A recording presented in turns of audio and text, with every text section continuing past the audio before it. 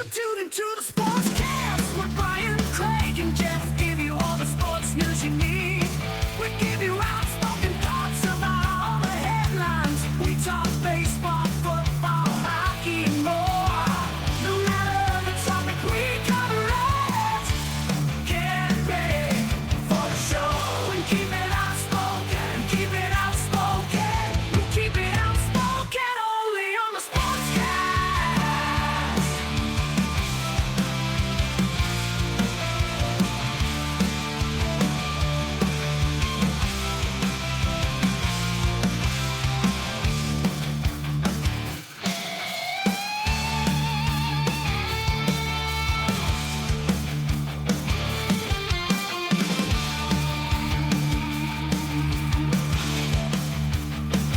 Tune into the Sportscast with Brian, Craig, and Jeff. Give you all the sports news you need.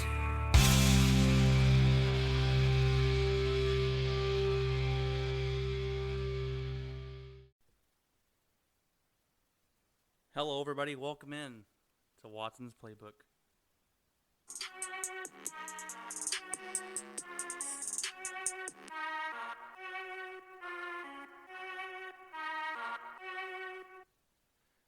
All right, everybody. Welcome into this edition to Watson's Playbook.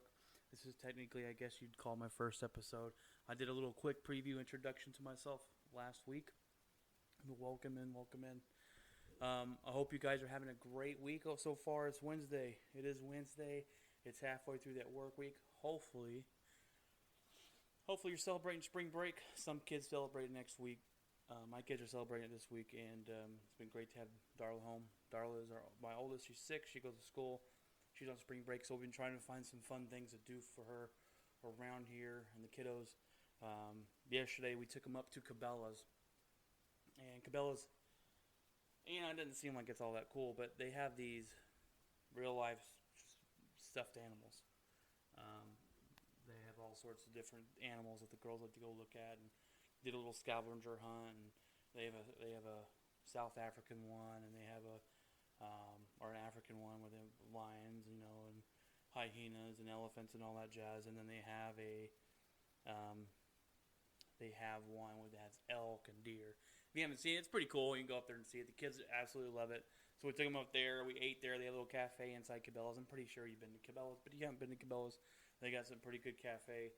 And it's a good food. They have elk burgers and buffalo burgers and brisket and pulled pork sandwiches, and they got plenty of stuff for the kids. So go try it out. It's the food's obviously not free, but everything else is free unless you're gonna go buy some stuff. They have a lot of cool things in there, obviously. But maybe we'll get some camping stuff there. But I don't know how expensive it is. That's why I kind of stay away from those places. That's why I looked at for free. We stay away from the zoo. This time during spring break. It's super crowded, and Wednesdays is half price Wednesday, so the zoo today is a no-go. My wife and I was at work, took the kids to the Botanical Gardens. They went to Mickey D's. That's their second home is Mickey D's, and they love playing in that play place. So those are some things we've been doing. Supposed to rain tomorrow and all this weekend, so my wife comes from a big family. I think I said that last time, but she's 7 and 9. There's 26 or some odd nieces and nephews on her side of the family, including our 4. But so there's a big family, and they usually do what they call cousin camp. And the cousin camp this weekend has been rained out. It's where they all get together and kind of just camp out and play games and have fun and do a bunch of cool things. Just hang out with all your cousins, and I really like that. But it's rained out this weekend, so we're going to try and do that again in the summer. We also, I don't know why I forgot this, after we went to Cabela's, we went and took the kids to see Onward. And this movie, we took the big girls to see Onward. The 2 babies stayed home. But Onward was a fantastic movie. And when you become a parent, you start watching the movie. I can't talk today. The kids' movies, right? You got to take your kids to the movie or whatever. We've seen Frozen 2, all that jazz, and so you start falling in love with it. I love the Disney movies, and I grew up on Disney, and so Onward, we saw Frozen 2, and actually Frozen 2 came out on Amazon Prime. And we could have waited for it to come out on Disney Plus because, of course, we got Disney Plus and got it for free. But we knew how bad our girls were going to want to watch it as soon as it came out. So we went ahead and just bought it on Amazon Prime. And so we've been watching that nonstop at the house. But Onward was such a good movie. I had really high expectations for it, and it met them all. It's a movie basically where in this world that they live in, magic used to exist, and they had wizards go around and spells and do all sorts of things, and only certain people, or it was kind of hard for people to do though. So people decided to find a way to do things better and easier for them. So they created electricity instead of going by lamplight, and those wizards would come by and shoot some fire into the fireplace to light up the house or whatever. They do all sorts of different kind of magic, and that's how they live their life. But so they decided to go the easier route, I guess you'd say, and use electricity, and we don't need to do this anymore. And in this movie, there's unicorns, and there's trolls and all sorts of things, and so they all live like us, even though they have powers to do other things. And it's just basically these two kids. It's a story about these two kids that really didn't grow up with their father. Their father ended up passing away, and the oldest brother, who's voiced by Chris Pratt, was around maybe 3 or 4 when their father passed, so he doesn't really remember a whole lot from that. And basically, so the youngest son turns 16, and when the mom says, "Hey, your dad told me to give you this when you're 16," and so she did.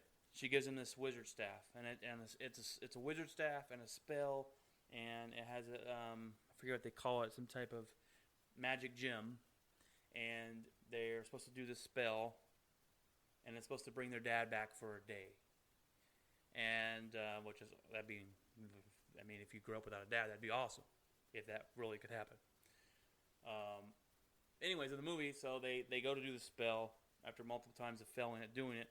They finally, the younger brother tries it. He has the magical power to do this, and he brings back his dad, but only half of his father. He brings up the legs. So they go on this wild chase, this wild quest. He calls it a quest. You nerds will love this movie. I consider myself somewhat of a nerd and a geek as well. So you nerds will love this movie. It's quests. It's Dungeons and Dragons, and a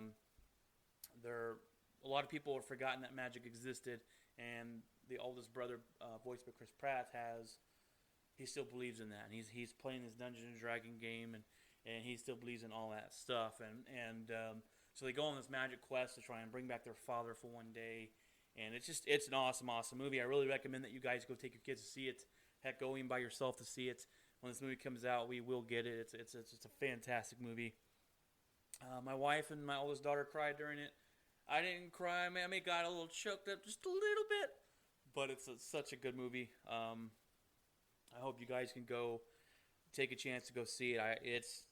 I told my wife last night, one of my favorite Disney movies for the kiddos is Moana. I love Moana. Maui in that is awesome. The story, everything behind it. I love Moana. I love the songs. And then we watch Frozen. Frozen 2 is great. I think Onward's probably in my top 3 of the Disney or kid movies. This was made by Pixar, but when I say kid movies, it's usually Disney. But probably my top 3. That's how good it is. I really highly recommend it. The kids loved it. My sister-in-law was with us. She loved it. My wife loved it. So definitely go take your kiddos to see it, or again, go see it yourself. Everybody's freaking out about the coronavirus. All right, freaking out, and it's mass hysteria. People are going to the stores and buying all the toilet paper up, and they're buying all. It's insane. The coronavirus. First of all, for all you fools out there that think it has anything to do with Corona beer, you're totally wrong. And you might think to yourself, that's kind of stupid. Why would someone think Corona beer has anything to do with the coronavirus? Well, it's true. People are not buying Corona beer because they think it links to the coronavirus, and they have actually lost up to 40% of the revenues in selling beer. So coronavirus has nothing to do with the Corona beer. I don't know why that has to be even brought to people's attention. But it's crazy to me that people actually stop buying Corona beer because of the fact that they think it has something to do with the coronavirus. You're totally, totally wrong. I feel bad for the Corona beer company. They need to take advantage of this though, and bring out some marketing in a sensitive way to be able to sell their beer back, I guess. But the coronavirus is really no worse than the flu. The flu kills over 650,000 people a year, which I thought was crazy because I was like, it's just the flu. I get the flu. The kids get the flu. It is what it is. But it kills over 650,000 people a year. The coronavirus, I think a lot of people are freaking out because there's not a vaccination there for it right now. So if you get it, you can't go get vaccinated and get cleared up. It spreads pretty fast. You could have it up to 2 to 14 days without even knowing you have it. So it can spread among a lot of people. And but technically there's no shot. There's the flu shot, yes, but there's not like you can go if you have the flu and get a shot and you're cured, or you get the flu shot and if it's that lucky strain that the flu that you got, you won't get sick. I don't really believe in flu shots in general, so I don't think there's technically a flu shot for flus. But the coronavirus is causing mayhem. They're canceling basketball tournaments. They're talking about the Warriors, the NBA. The Warriors are going to play without people in the stadium for foreseeable future is what the word I'm trying to spit out. So you're going to see a lot of different things. This is going to get a lot worse before it gets better, unfortunately, until we can get this thing kind of wrapped up and kind of controlled just a little bit. But it's very difficult to control. Here's my word of advice. Wash your hands. If you're afraid of the coronavirus or afraid that you could catch it, stay home. Don't go out. Don't go to stadiums. Don't go to big crowds. Don't get on a plane. Don't go on a cruise ship. And that's it. Stay home. Wash your hands. Go to work. Don't shake hands with anybody is what they're saying. Cover your mouth. Be just general being clean. And if you're not worried about it, then continue to do what you want to do. To me, really, it's just that plain and simple. But so many things are being talked about canceled. The Olympics, there's talking about being canceled, which would be crazy, because it'd be the first time the Olympics ever got canceled. That wasn't because of war, right? War has canceled the Olympics a couple times, but it'd be the first time if that does happen. I hope it doesn't, because I like watching the Olympics. I don't know about y'all, but I really, really like. I really like watching the Olympics, summer or winter. It really doesn't matter. To me, the mass hysteria that the media has riled up is the real sickness and the real problem, and just that's the issue to me. And if you're over 50 years old, you may have a higher risk of getting it. The older you are, just like the flu, if an elderly person gets the flu, it can cause problems. It can cause a lot of issues, and the younger you are. But if you are in the 30s, the 20s, your teens, whatever, 40s, you're pretty much safe. Even if you did get it, the risk of you actually dying is a low percentage. So please don't freak out of the coronavirus. Like I said, if you're so worried about it and so freaked out about it, stay home. I mean, go to work. You obviously need to make a living, but don't go on vacations. Don't go on planes. Avoid crowded areas. I think the most in the United States right now is in Seattle, so everyone's having up there is having a panic. I think there's 21 cases in Seattle alone, if I'm not mistaken. The 21 might be a little bit off, but I know they have the most up there. They're talking about actually the Rangers open up their season in a couple weeks against Seattle, in Seattle, and they're talking about just playing in Arizona where the Rangers do spring training because teams don't want to travel to play Seattle. I guess you could go the whole route of playing in empty seats, but then you talk about losing money, and we all know the world runs on money. So, as sad as that is, it's the truth. So, talking about baseball, this podcast is going to be a lot about baseball.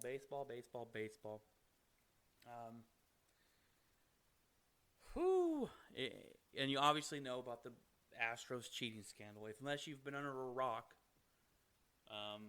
and I'm talking about a big, huge rock, even baseball fans or baseball people that do not like baseball, fans that what am I trying to say here? People that don't like baseball know about the Major League Baseball cheating. And I have a big issue with it. Obviously, cheating in sports, I don't like it, period. I think most people feel that way, right? I guess unless you're an Astros fan, then you're probably as foolish as your team is. I'll get into that here going on. So the Astros basically were stealing signs electronically. And people say, hey, look, stealing signs from baseball has been... People steal signs all the time. It's no big deal, right? There's a big difference. And the big difference is this. So you all know how baseball works for the majority rights, right?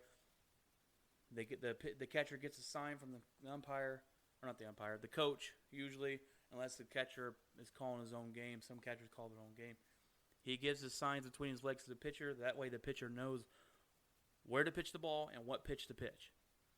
If you can steal the signs organically, if you're tipping your pitches as a pitcher, or if there's a guy on second and he's reading those tips, he can figure out those signs when he's on second, and they're stealing those signs that way. It's organic. It's called being smarter than the other person, and you're getting an advantage that way. It's perfectly fine. That's been in baseball for years. Heck, doctoring the baseball and putting sticky stuff on the baseball has been around for years, and they still continue to do that, right? There's a video room behind the dugout in every Major League Baseball stadium. They put that in there. They use it for different things.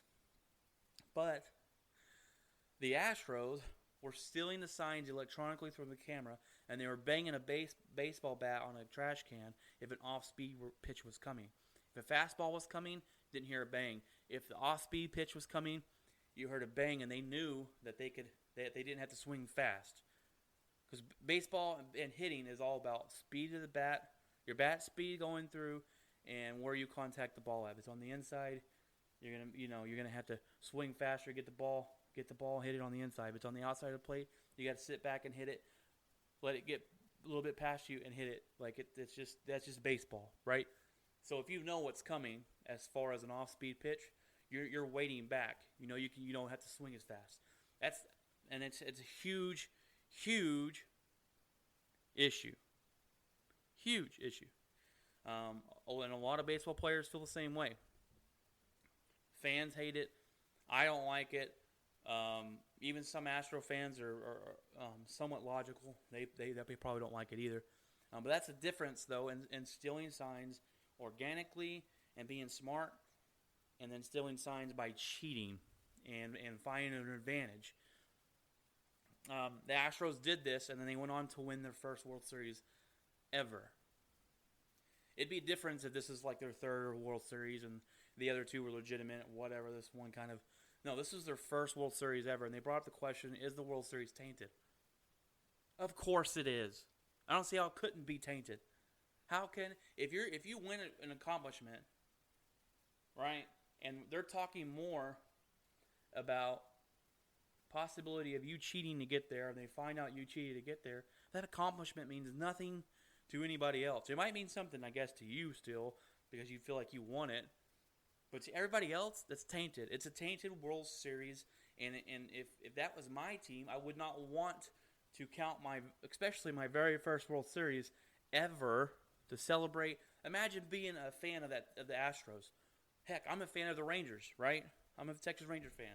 Never won a World Series. They've been there 2 years in a row. Been there twice ever in their life. 2 years in a row and lost both.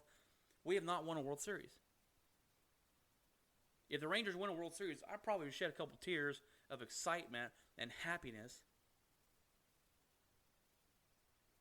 And then and go crazy if the Texas Rangers win a World Series. And then to come to find out that World Series was cheated.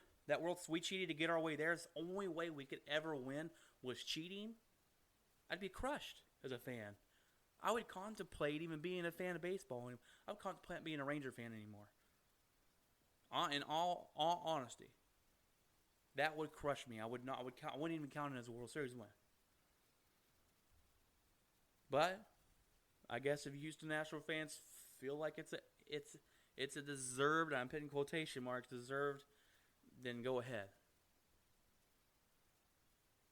Then go ahead, I guess. The Astros, okay, so the owner of the Astros, Jim Crane, came out, and so the punishment, some of the punishment of Rob Manfred gave down to the Houston Astros. Get into a little bit of that real quick. They fined him the most amount of money you could be fined in baseball, which is $5 million. And I was like, $5 million to an owner is chump change. But there's actually a rule in the Players Association that's the most you can fine a team. So it is the biggest fine through a team. They fined the team $5 million. He suspended the GM and the manager for 1 year. Jim Crane then came out and fired both of them. And he seemed sincere. Fired both of them and said, it'll be better going forward. I promise you that, right? He seemed sincere. But then he says, and none of the Astros came out and spoke about anything. No one was apologizing. Come on, you guys cheated. Let's hear your sympathy. Let's hear you guys actually give a crap about cheating, and let's hear some apologies, right? I want an apology from you. I think the baseball world wants an apology from you. But Astros come out, and the owner says, we will apologize. We will apologize, don't worry.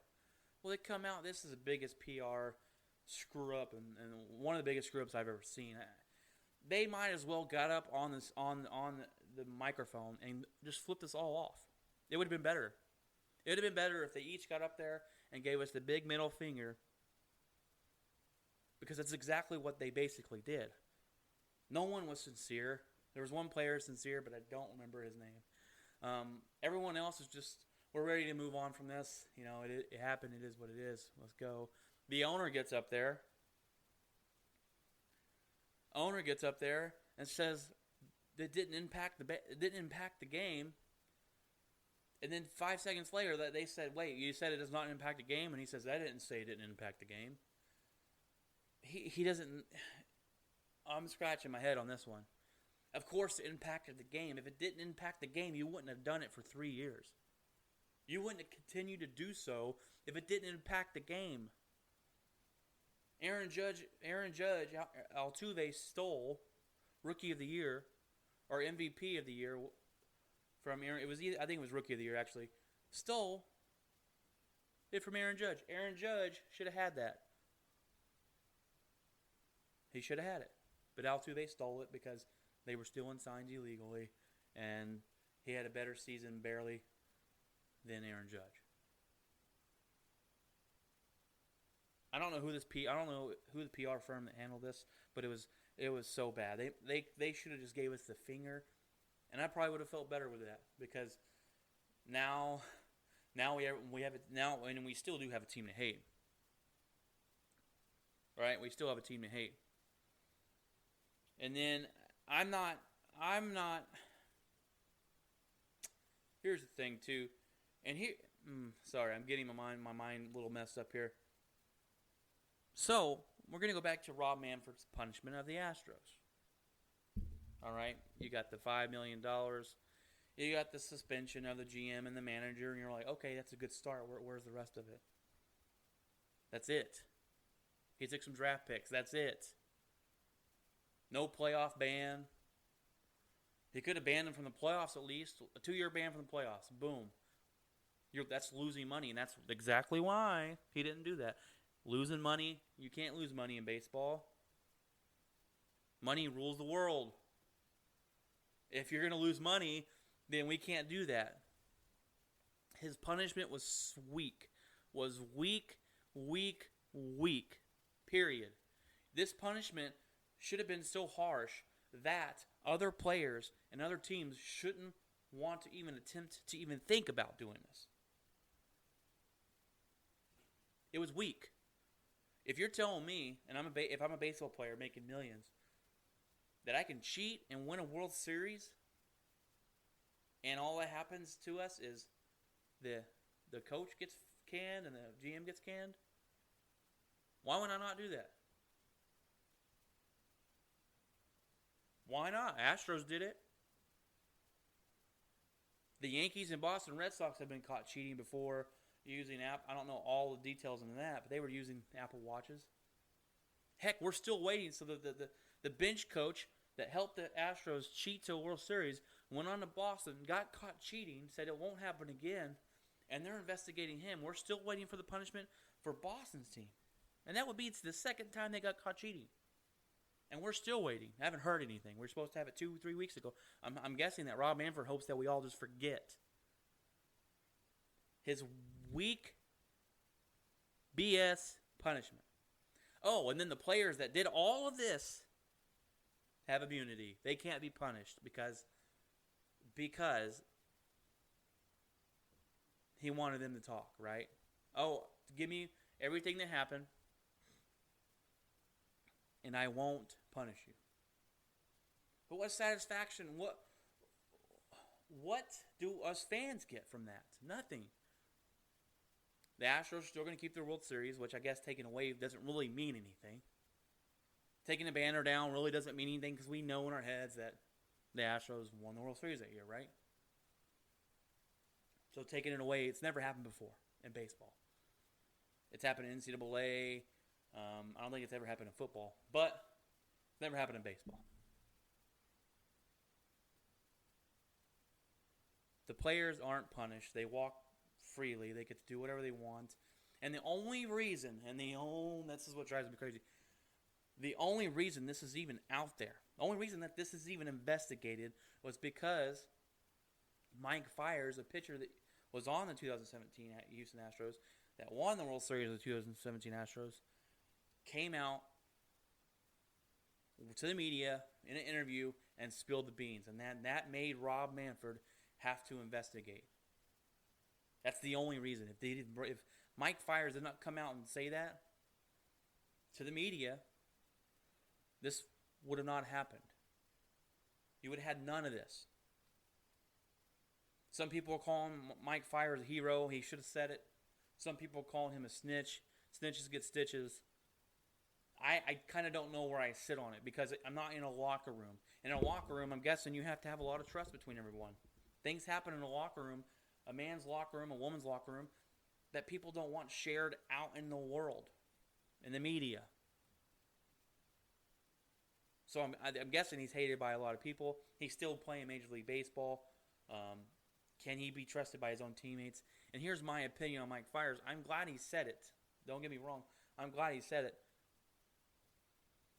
But to me, you're no hero. If you were a hero, you would have stepped up in that season. This is 2000. This is. He said this in 2019. That happened in 2017 when he was benefiting from the fact they were cheating and winning a World Series. Did he speak up then? Did he say, "Hey guys, I want to trade. I can't do this. I'm not going to sit here and cheat other teams"?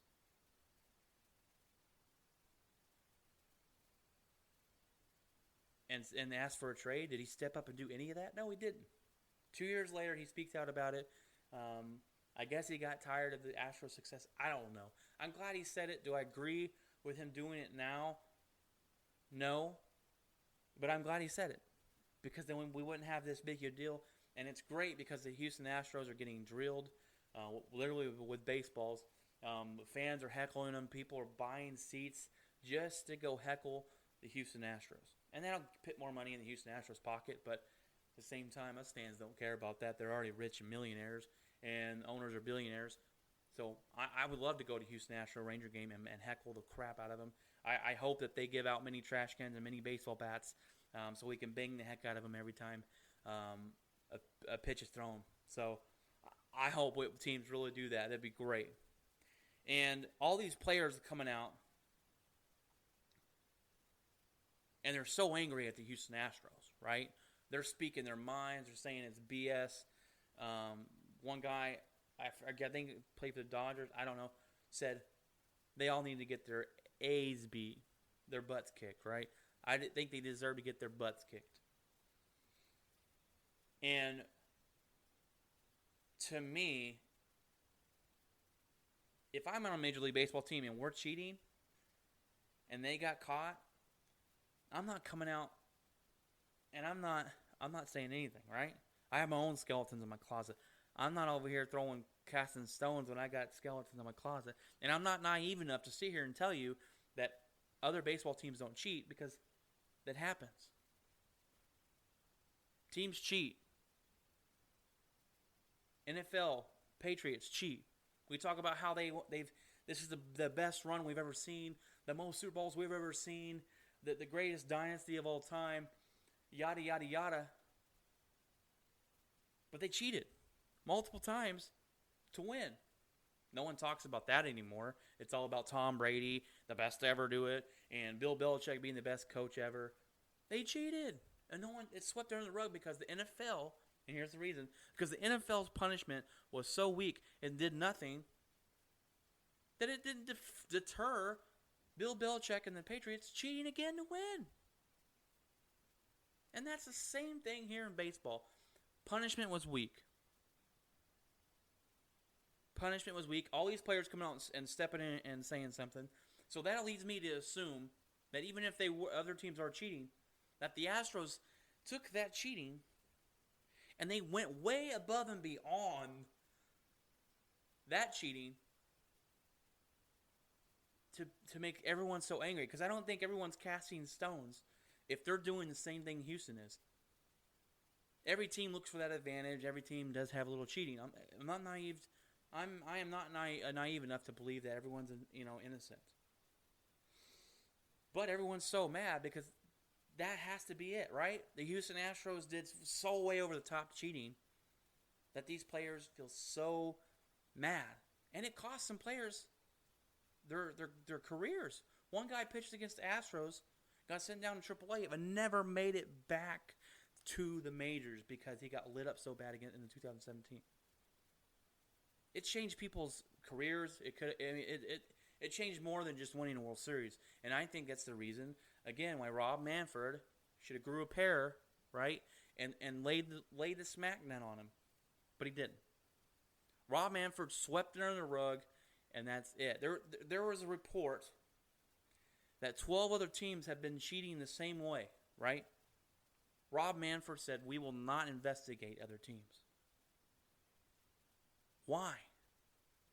If you really cared about the integrity of baseball, I hear that all the time, the integrity of the game. If you really cared, Rob Manfred, about the integrity of baseball, you would have grew a pair of balls, and you would have investigated, and you would have found out. I want to know if my team's cheating like that, right? Don't you want to know if your team's cheating like that? We won't ever know because Rob Manfred won't investigate. Someone did an investigation and said, hey, these 12 teams are also cheating. And if Rob Manfred cared about the integrity of the game so much and gave a crap, instead of trying to change these new rules, these new things to make baseball cool, he would have investigated.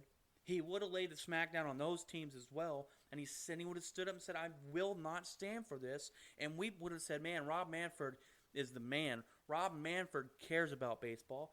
But no. And he didn't do it. You know why he didn't do it? Because he would have lost money. Baseball would have lost money. People aren't buying merchandise of cheaters. They would have lost money. They would have lost viewers. They would have lost this. Again, if the punishment's going to cost money, if investigating those other teams are going to cost money, they're not doing it. Because money rules everything. Money rules sports. Period. That's my biggest issue with Rob Manfred. And I think that's the biggest issue of this whole thing.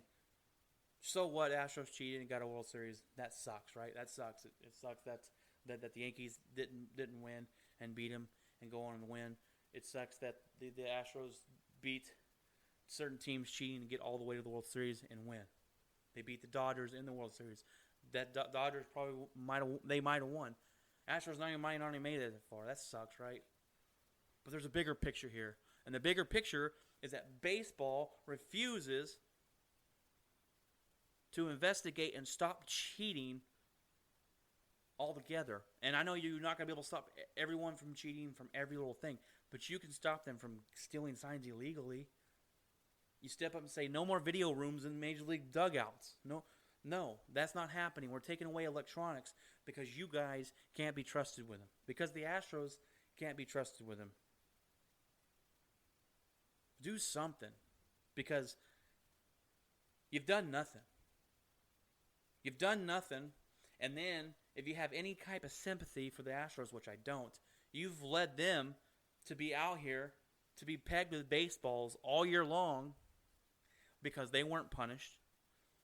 And these pitchers want retribution. You're not going to punish them? I will punish them. I will throw a 95-mile-per-hour fastball and peg them right in the rib cage. Now, I don't condone violence and getting hit in the head. That's very scary. Willie Calhoun for the Rangers just got hit in the jaw with a 95-mile-per-hour fastball and broke his jaw. It was one of the hardest things to watch as far as getting pegged with a baseball. I don't not condone that.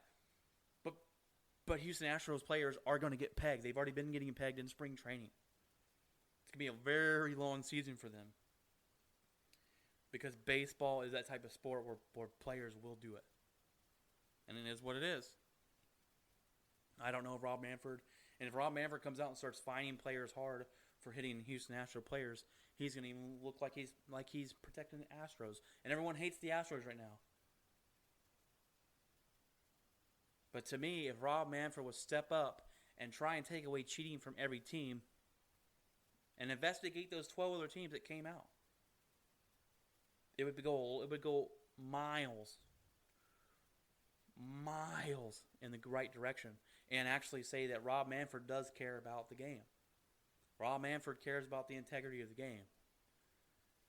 That's the biggest issue I have with all this. I didn't like the Astros to begin with, and I sure as heck don't like them now. We actually call Houston, it's the armpit to us, because it's just all sweaty and muggy and nasty down there. So, in sports-wise, that is my Major League Baseball cheating scandal of Astros opinion and take on that. So we're going to get into some Ranger baseball here, and I'm super excited for the season. And I don't know, I feel like I'm more excited for this baseball season than I have in a long time. I didn't watch a lot of games last couple of years, and that's my bad. I vow to record some more games and watch them. And that's also another problem that baseball has is you can't just turn on a local channel and get the Rangers. You have to have Fox Southwest and Fox Sports 1, and that's a whole other story that boggles my mind about baseball. But I will watch more baseball this year. I'm super excited, and I don't know if it's the new stadium. It probably is, because the new stadium does look pretty dope. I ain't going to lie. It is going to be pretty weird, though, to watch baseball. You know, you've watched it, and I've watched it been played outside all this time to be played inside. And let's get real here. In the baseball or in the field, we do have a roof, and that roof will be covered 90% of baseball games, because you know why? It's hot here in Texas, and we have the AC, and we got the new turf going, and I'm really looking forward to going down and checking it out, as long as they don't raise those ticket prices too high. An opening day game in the new stadium, you can't get a ticket in the nosebleeds for under $200 right now. And if that doesn't go down during regular games, I probably might not be going to the Ranger Stadium right now. But especially since we won't have a winning product on the field, and that's another big issue. Anyways, so the new stadium does bring interest, and you will get more people into the new stadium this year, more interest around it. Interesting, awesome thing to tell you about. So one of my wife's best friend named Jenny. She lives in Utah, actually. They were having a contest of new menu items to the ballpark. And they actually put it up as a poll. And she came up with brisket egg rolls. And that just sounds amazing right there, doesn't it? Brisket egg rolls, you dip it in some barbecue sauce. Perfect, right? Well, hers won. Hers won. She's going to fly down and go to opening day. They're going to give her a tour to the stadium. They're going to do all these awesome things for her. Let her taste her recipe. And that brisket egg roll is going to be an item you can get at the baseball games. It's going to be called Jenny Loy's brisket egg rolls. So something, I told her, I'm going to get there, and I'm going to eat me a brisket egg roll, and I'm going to thank you. I'm going to call you up and tell you thank you, because it sounds amazing to me. So if you go out to the ballpark and you go out and you have an awesome brisket egg roll, you can think, man, that's because of I heard it on Watson's playbook, and it was his wife's friend, Jenny. That's an awesome story. I was super stoked. My wife told me about it. I said, what? So I called Jenny up and said, you got to explain this to me because that's freaking sweet. I'm totally jealous that you could do this. And that's the story behind that. So that is great. So if you get to go there, try the new items, get you a brisket egg roll. It sounds, I don't know. I mean, it sounds pretty good to me. But back into baseball, to me, the biggest thing this season is going to be the pitching for the Rangers, right? They got Corey Kluber in a trade from the Indians, and we actually stole it from them. I mean, we got him from freaking near nothing, right? And he's a pitcher that has the ability to be really, really good. A Cy Young candidate a couple years ago. He had an off year last year. He was injured. So we're picking him up, kind of going, if he can get back to that 2017 season, is the year he really had a really, really good year, then we have something special here. We got Corey Kluber. We got Mike Minor from last year. Lance Lynn. Those are the top three. And last year they had fantastic seasons for us. 1 and 2, the question was, are we going to trade him? Are we not going to trade Mike Minor? He's getting older, yada, yada, yada. He played great last year. So did Lance Lynn. They both had lights-out season. And they're one of the reasons we were pretty good last season. I wouldn't say we were a great team, but we won more games than we were supposed to. And it's because of them.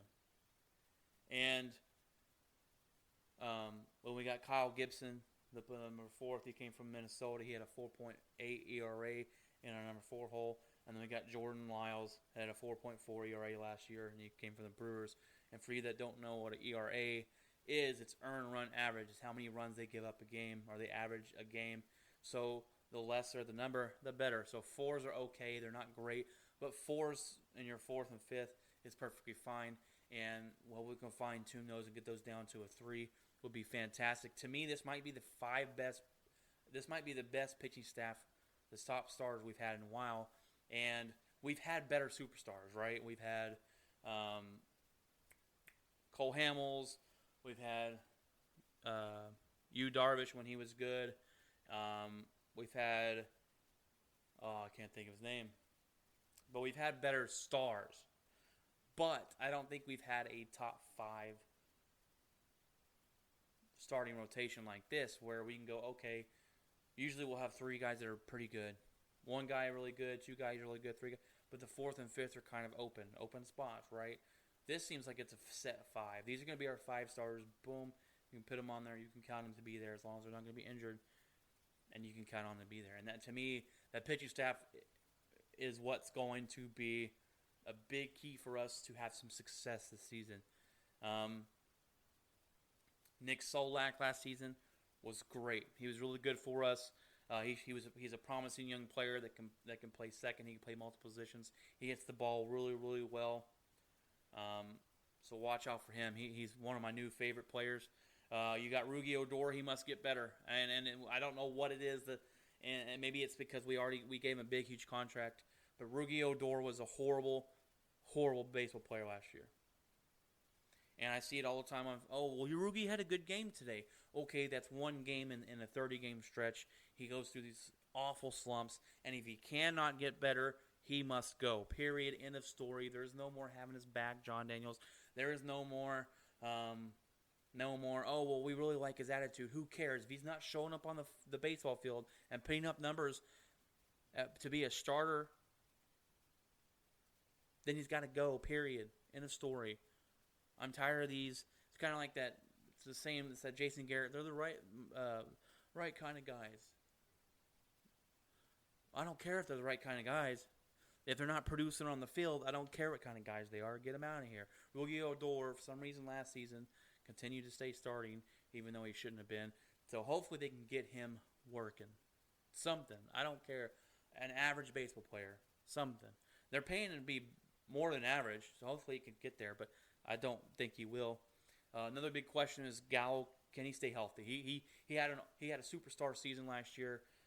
Looked like this is going to be the year he breaks out and continues to hopefully continue that projection, but then he got injured last year. So the biggest key for him is can he play? Can he stay healthy? They moved him to right field, so he's not banging into walls, hopefully too much out there in right field. He played center field last season. Willie Calhoun, man, he was up and down last year from AAA to big leagues, from AAA to big leagues. It played a big mental toll on his mind. He came in, showed us that he could be an everyday starter. We were looking forward to being him a regular starter, and then he gets hit in the face, breaks his jaw. He's gonna be out 2 to 3 months, probably maybe 4. It all depends how fast that heals. But he is a guy that showed us some good promise last year. He's actually on pace to hit 40 home runs last season if he didn't go back and forth to AAA. So then you got Danny Santana, who played a really good season last year. He's a guy that can play multiple positions as well, and he puts the bat on the ball. So really liked what he did last year. But here's my biggest issues with the Rangers. And I've had issues with the Rangers for a long time because we don't win, we don't spend money, and we're cheap. The owners need to sell the team because they're never going to spend money to win, period. But last year, we were projected to win, I think, like 72 games. I think we won 78, 74, somewhere around there. We did better than we were supposed to, right? And that's what you look for. I think the coach is really good. I really like our coach. I like the mentality he brings. I like all the analytics he brings. I really like it. I like that he's big on getting that personal connection with the players. Hold on real quick. I do want to apologize. My kids are awake, so if you do hear some kids screaming in the background, that is my kids. I got 4 of them. So, anyways, back to it. I do like the analytics that he brings in, the coach, and I do like everything that he stands for. He seems like a really good guy, and he wants to have that personal connection with the players. I think that's huge. But we've had so many guys last year play over their heads. They had seasons that they wouldn't usually have. They went over what they were supposed to do. They went over their averages. Mike Minor, Lance Lynn, Joey Gallo got to the star potential, right? Danny Santana had a really good year. We didn't know anything about Nick Solak, but he had a fantastic season. We had all these players go above and beyond that I don't think it can be duplicated, right? Mike Minor and Lance Lynn, it's just the history of baseball or sports in general.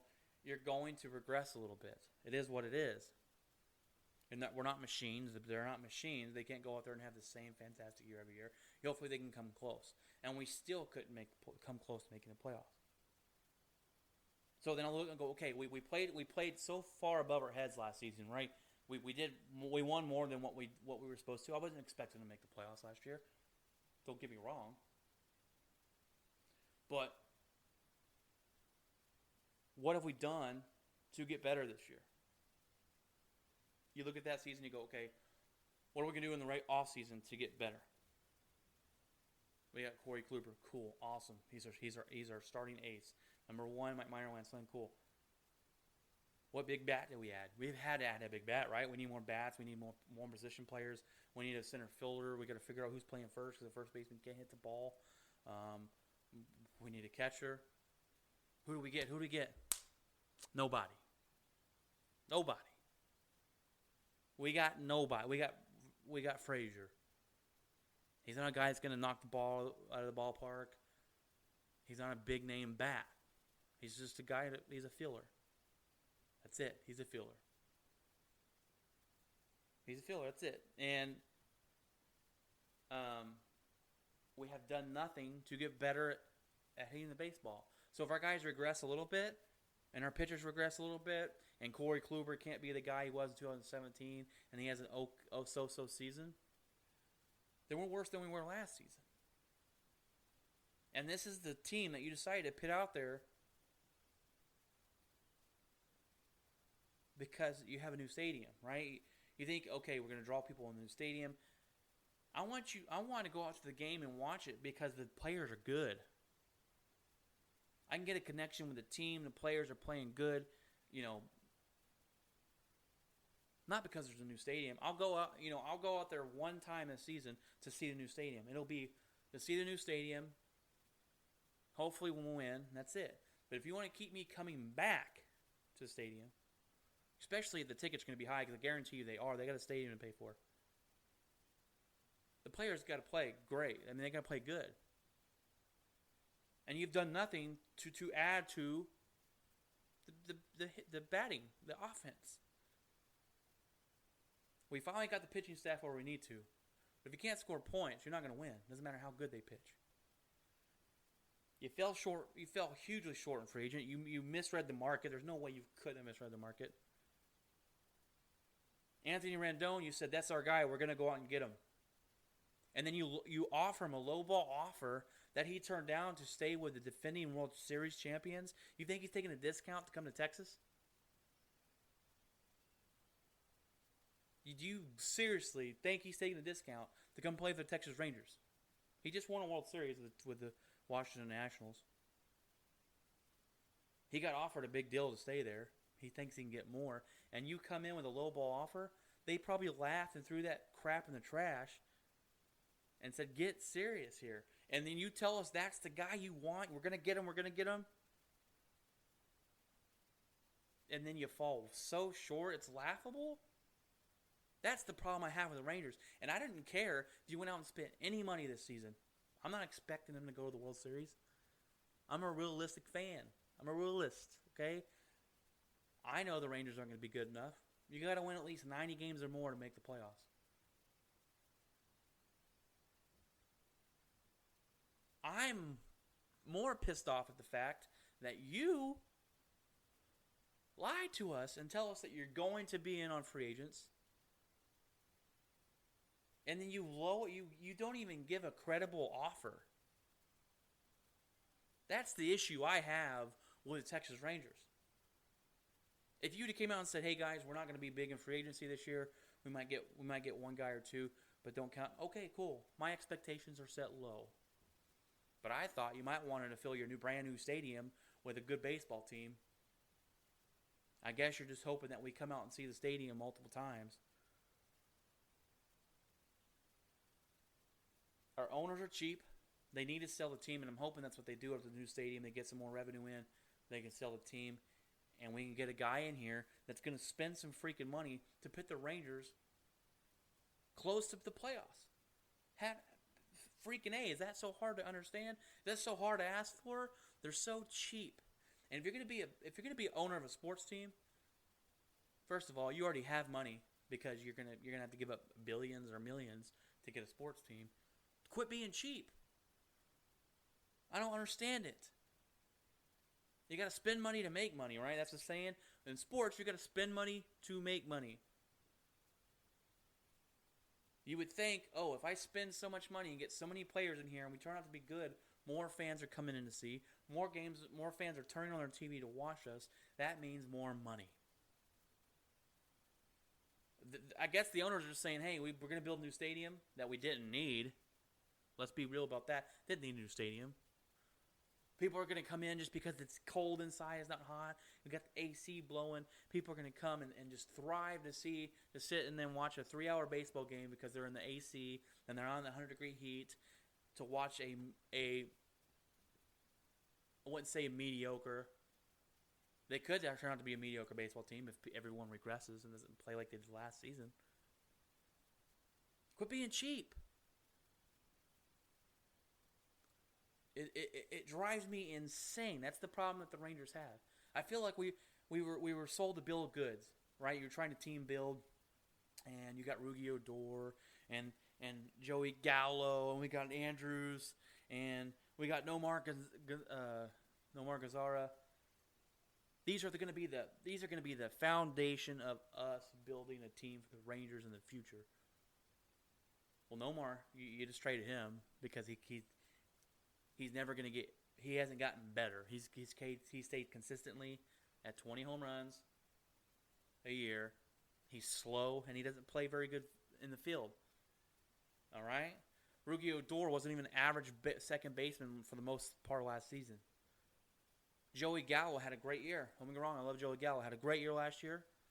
Can he continue that? And Elvis Andrews goes through these slumps. This is what you've sold us to be the foundation of the team that you're trying to build upon. And half of them, besides Joey Gallo, are the 8th hole hitters in other baseball teams. Because you're cheap. And you've never been able to develop pitchers. You've never been able to develop. We've never had a pitcher come from AAA and go, oh man, this guy's going to be something good. And he turns out to be an ace or whatever, a starter, a good closer, whatever. We've never really had a really good that. So you've got to, if you do not have a good minor league system where you can teach up guys and that you've got them feeding into your baseball team, which we've never had here in Texas, you have to spend money to win. If you're not spending money to win, which we're clearly not, you're never going to be close enough. You're never going to be able to win. Period. That's the problem I have with the Texas Rangers. And I'm still a fan. And like I said, I'll tell you I'll be real. I'm a real fan. I'm realistic. I keep my expectations low for most of my teams. Because I know how hard it is to win. I know how hard it is to get to that championship, right? It's not easy. The Patriots have blinded everybody into thinking it's so easy to win championships. But we got to remember, they do have one of the best coaches in the league. But we got to remember, they cheat a lot. And every team does cheat a little bit. I'm not that naive, right? But they've been caught cheating big time and have done nothing about it, NFL.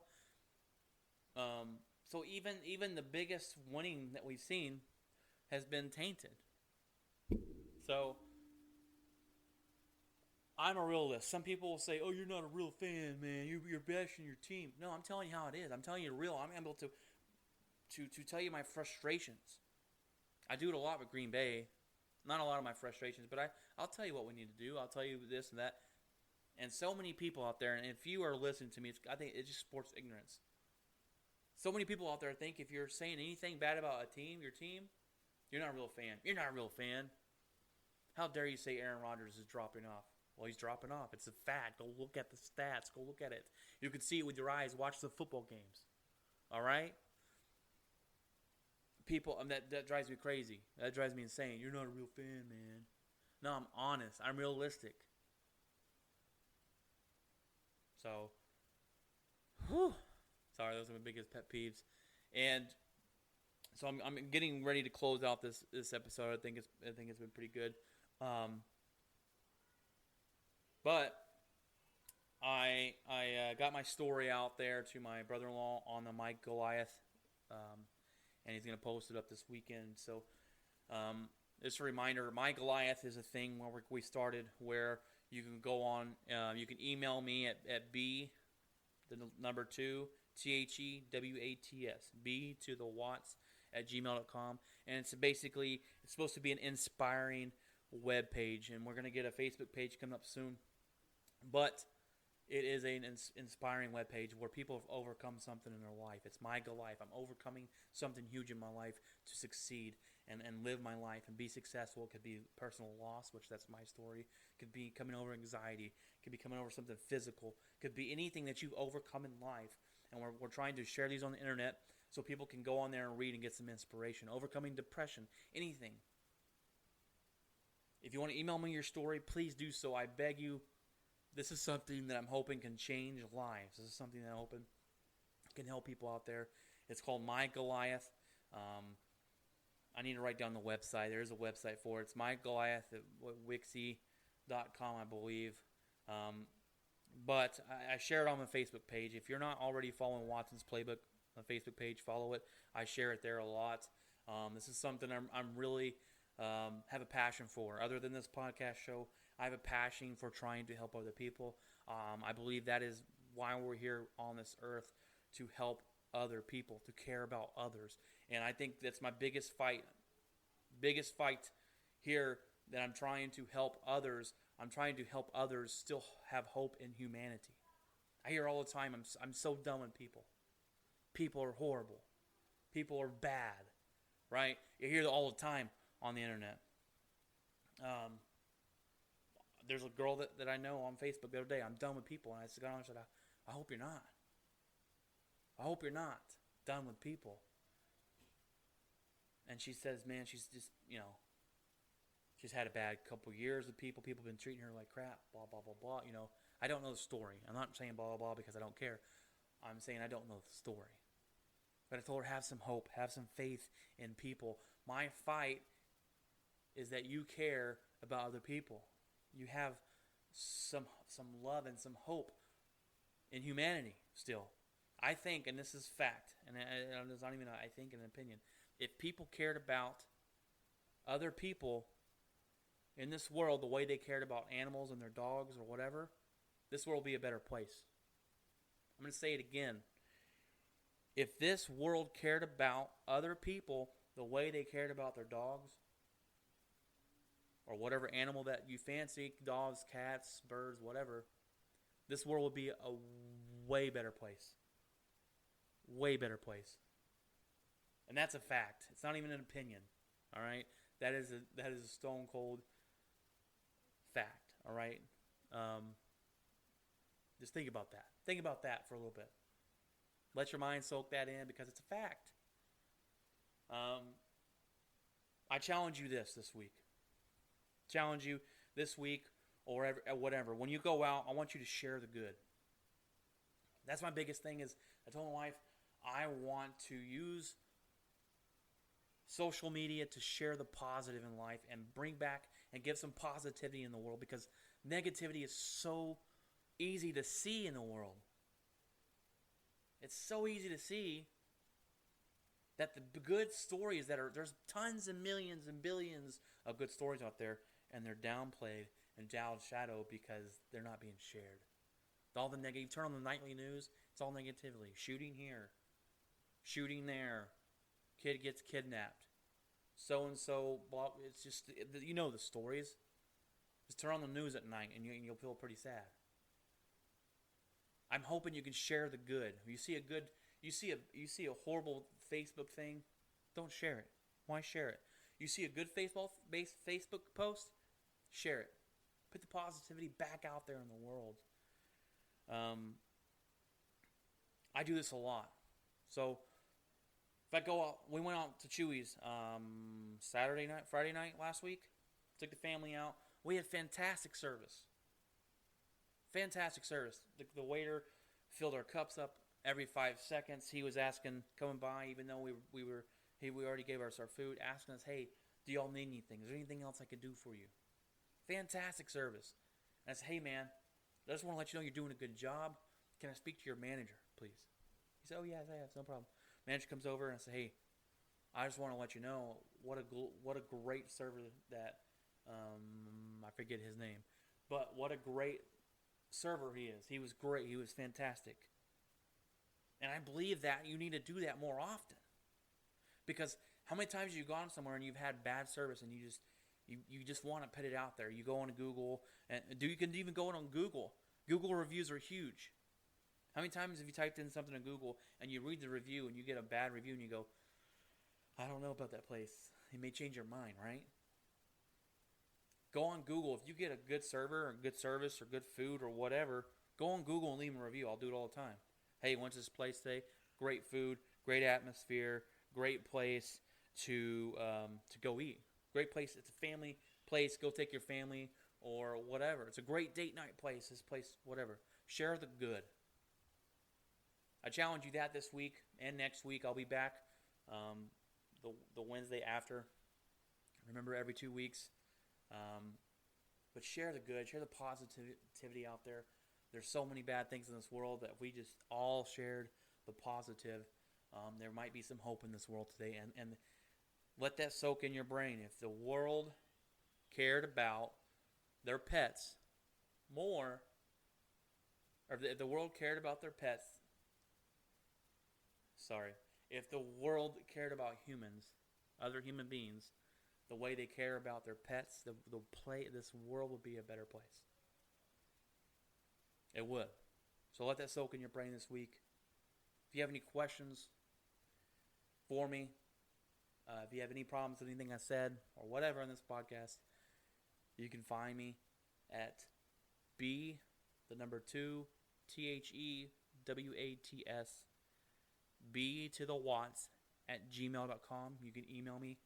You can email me any questions you have. You can email me if you want a ear to listen to your problems.